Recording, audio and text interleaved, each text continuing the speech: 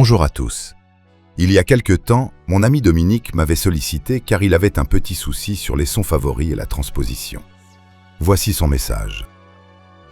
Dans le musette, j'ai aimé 2 ou 3 sons d'accordéon, mais en les baissant d'une octave, quand je le mémorise dans mes 4 sons favoris, les 4 sons sont tous une octave en dessous. Je n'ai pas trouvé la solution. Exemple. Je veux faire un tango. L'accordéon cava une octave en dessous, un violon octave 0, un piano octave 0. Quand je mémorise, j'ai mes 3 sons qui sont tous octave 0 ou octave -1. As-tu une solution pour m'aider ? Pour que ce soit plus simple et visuel, je lui avais enregistré une petite vidéo en live. Cette vidéo n'était pas destinée à être publiée comme un tutoriel, mais j'ai reçu récemment un message d'un utilisateur qui rencontrait le même problème. Alors, après tout, autant que cette vidéo soit utile au plus grand nombre. Disons que c'est un tuto entre potes, sans chichi, sans fioritures. Allez, assez causé, passons à la vidéo.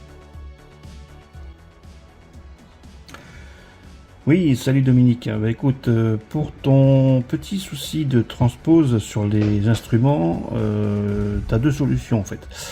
La première, ça consiste à transposer l'instrument en amont. C'est-à-dire que là, j'ai pris un rythme de valse, bien sûr.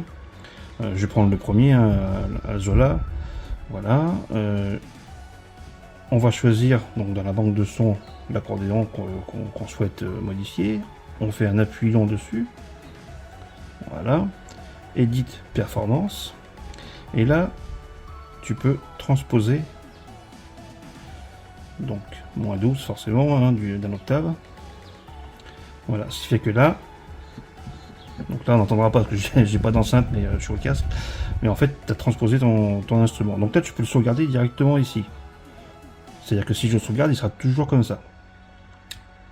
Ensuite, donc, tu pourras aller choisir tes instruments dans chaque catégorie. La deuxième solution, c'est que je te conseille, c'est de faire une copie de ton instrument. C'est-à-dire qu'on va prendre toujours le Céleste à Zola. Hein, donc on va aller le chercher là. On va faire un appui long. On va faire copie performance.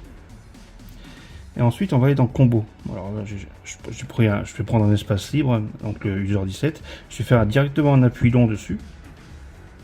Voilà. Et là, je vais faire past performance. C'est-à-dire que je vais avoir copié mon son de son emplacement original à un emplacement de chez combo. Combo 2 en l'occurrence. Là, ensuite, tu peux aller sur ton instrument, edit performance, et là tu peux faire ce que tu veux en fait. Tu peux le modifier. Voilà, on va le modifier comme ça. Je vais le sauvegarder par contre du coup, hein, save, voilà. Voilà, c'est-à-dire que là mon instrument, donc la Zola, ici, on s'occupe pas d'ici, hein, ça n'a rien à voir. Si je le reprends dans les accordéons, dans la barre d'accordéon, la Zola de base, enfin d'origine on va dire, il sera toujours en transpose 12. Par contre, dans ta section combo, ton Zola,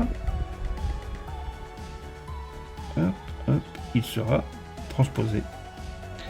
Et après, donc, il te suffit d'aller chercher quand tu veux aller chercher forcément dans ton style, tu veux remplacer celui-là. Donc en fait, tu vas le chercher d'abord. Hein. Voilà, tu le prends. Hop. Là. Et voilà. Ce qui fait qu'on l'a remplacé. Alors là, on voit rien, forcément. Mais si. Donc là, on est bien sur le combo. Voilà.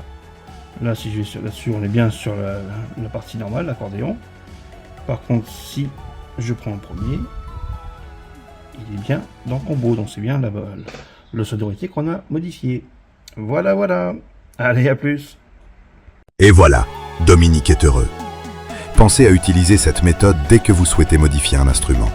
Ainsi, vous conserverez les instruments d'origine du Zenith One d'un côté et vous aurez vos sons modifiés dans les combos 2. N'oubliez pas de vous abonner et de liker cette vidéo. À bientôt pour de nouveaux tutos.